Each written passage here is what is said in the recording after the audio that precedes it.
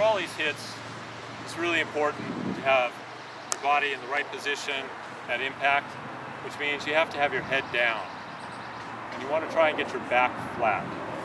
You want to be down, lunge position, and have your back flat. And that takes some strength. You might have to do some lunges every day for 5 minutes.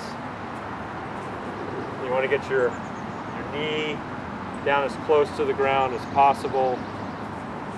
And you should be stable. Your knee should not be going back and forth side to side.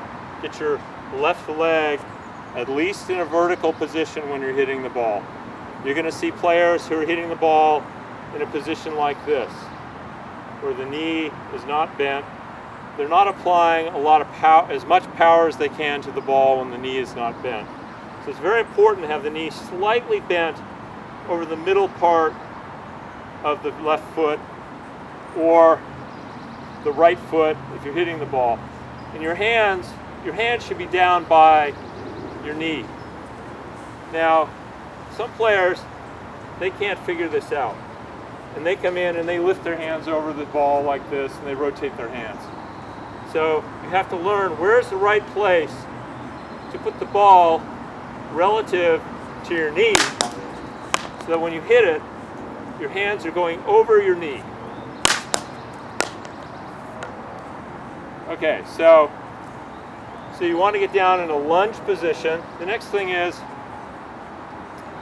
you want to have this foot pointing at a slight angle along the line that you're hitting. You'll see some players will open their foot up a lot like this. I think they lose a lot of power because they're not really creating a wall with the left side of their body to hit against. You want to turn, create that wall, and then you want to hit the ball. So the next thing you want to do is you want to think about what is going to be the angle of the stick as it comes into the ball.